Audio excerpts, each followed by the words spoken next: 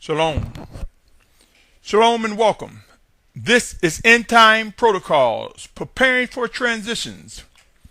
I want to invite you to consider reading 1 Corinthians 15:50 and 1 John 3:2. 1 Corinthians 15:50 and 1 John 3:2. My brothers and sisters, I realize that Extinction Protocol, the word extinction could mean some harsh and frightening words. But whether we say extinction or the end of man as we know it in these earthen vessels, or whether we say transition, it all means the same.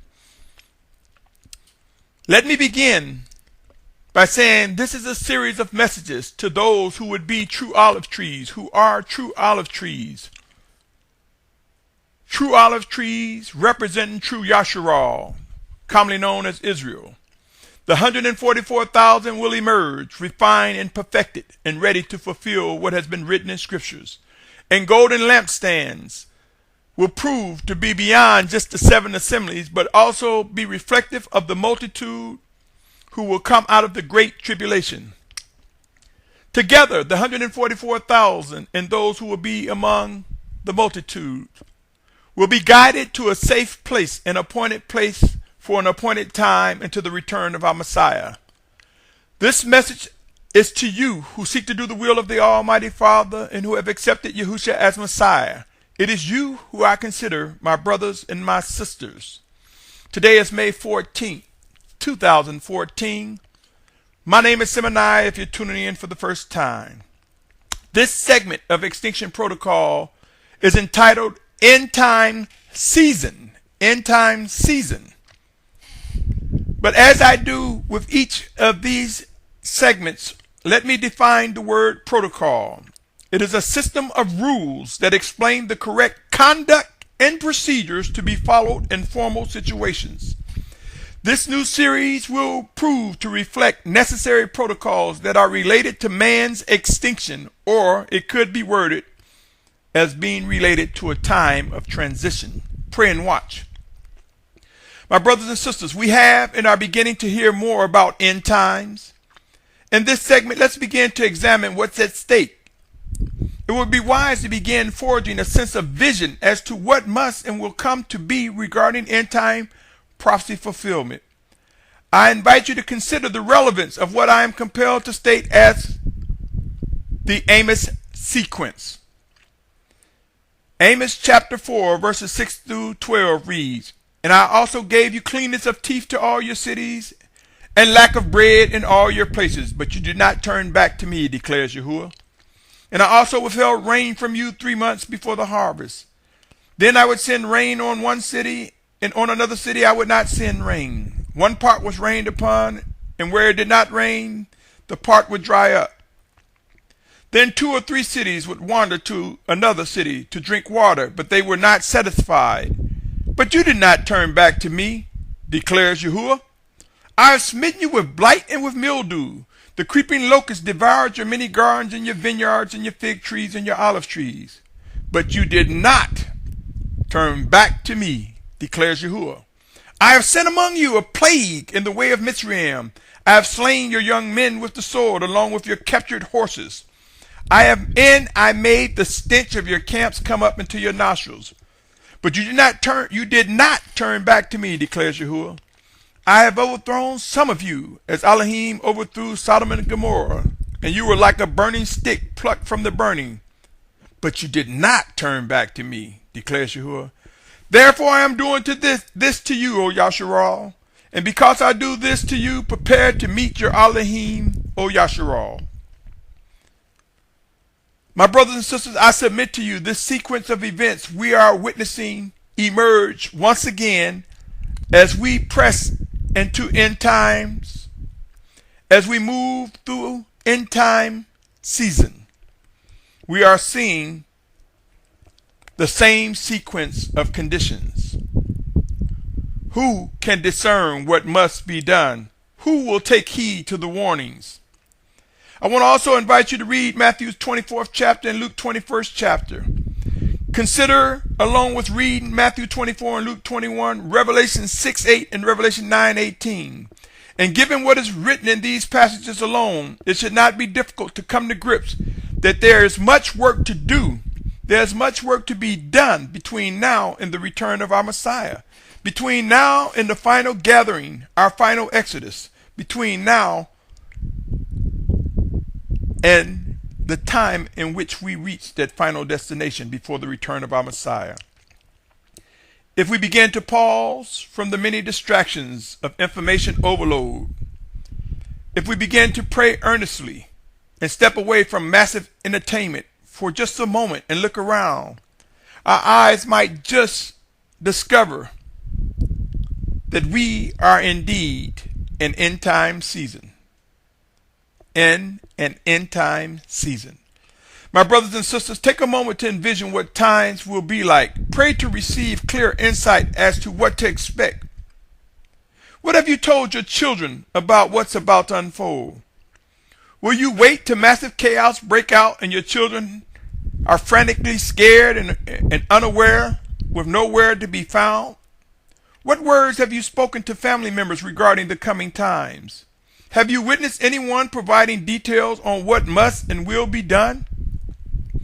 Do you think that you'll be able to navigate through the chaos and congestion if you wait too late?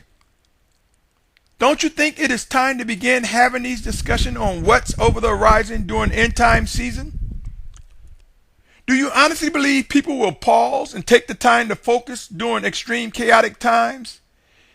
Can you even envision the congestion on the roads, railways, airports, waterways, and more as people frantically seek fresh water, food, and other valuable resources for survival? Is it possible to expect people would be running to and fro trying to determine where to expense energies, whether to use their energy to find loved ones, seek shelter, find resources for survival, discover righteous leaders? My brothers and sisters, pray. Pray earnestly, my brothers and sisters. For we are facing some of the most trying times of our lives. The times of our most challenging moments. Times of our lives will produce the most challenging moments. Over the next few days, months, and years, we will witness intensity like never before imagined. There are those who are spreading the word like, I'm not afraid, I'm not worried, I'm not scared, and the like. Many unaware that they're fueling a do-nothing attitude, an unresponsive demeanor. Yes, you will discover that those who are depicting a degree of confidence will have no regards when it comes to betraying you. Have no regards of what must and will come to be.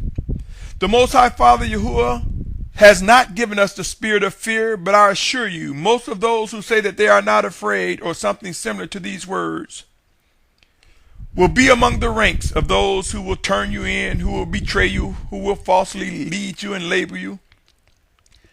Yes, who will stir up much division, who will fuel unbelief.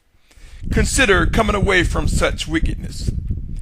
End time season, this season will prove to demand our attention, worship, and obedience to the Almighty Father.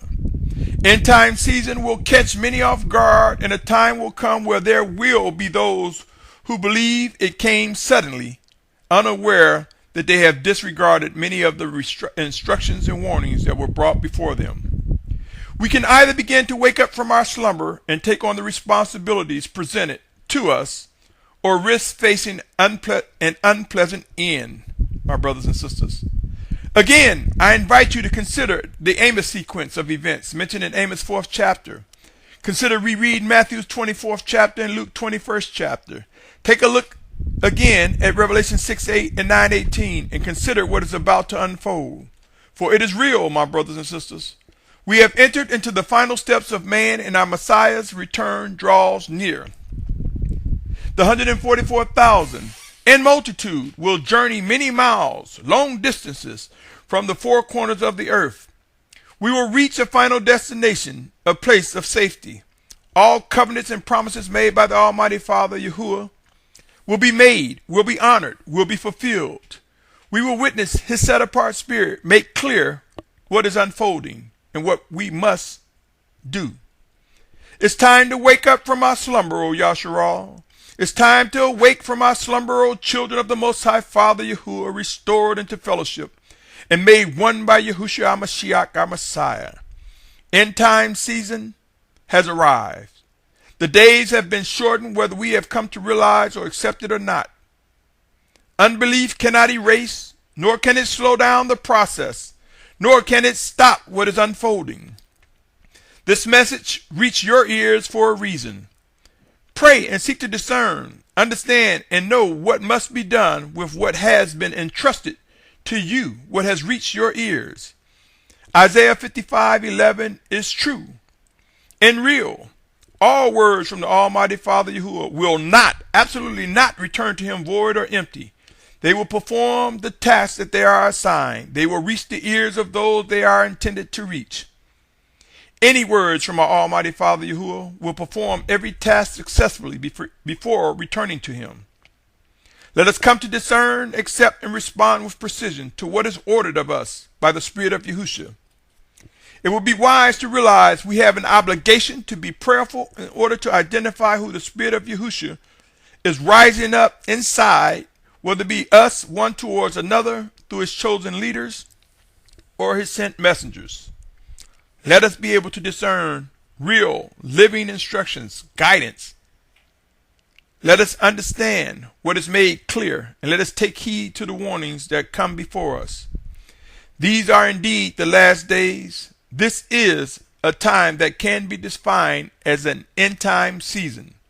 Choose wisely your next steps. It just might save a life, including yours, including mine. A storm is coming, and it will intensify with each passing moment. Choose wisely whom you will serve and seek earnestly to discern and understand what must be done. Keep in mind those who will be among the ranks of the 144,000 in the multitude, the true olive trees and golden lampstands, true Yasharal, and a multitude of many nations, kindreds, and tongues who seek to do the will of the Almighty Father. Keep in mind how we will be refined and brought together. We will participate in the fulfillment of what has been written.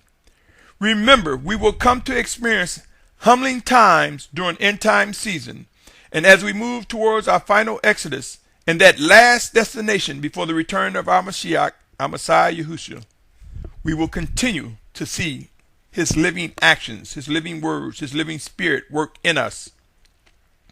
There will be righteous guidance and leadership directed by those chosen and led by the Spirit of Yahushua, our Messiah.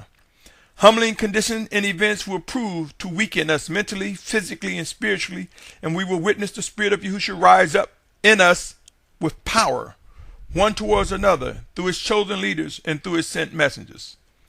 Let us take heed, my brothers and sisters, to living instructions, guidance, warnings, and reproof. Let us have a mind and body to repent expeditiously, quickly, when corrected, in righteousness and love. Let us step away from worrying about, oh, you hurt my feelings, I don't like the way you said that. And let us learn how to listen to the words and receive what is true. Pray, my brothers and sisters, for there are so many things that we allow to consume our time. Let us begin to come away from such distractions. Until next time, I pray that you're able to endure, that I'm able to endure, that we're able to endure until the very end. Stay tuned, my brothers and sisters, as we continue the series, Extinction Protocols.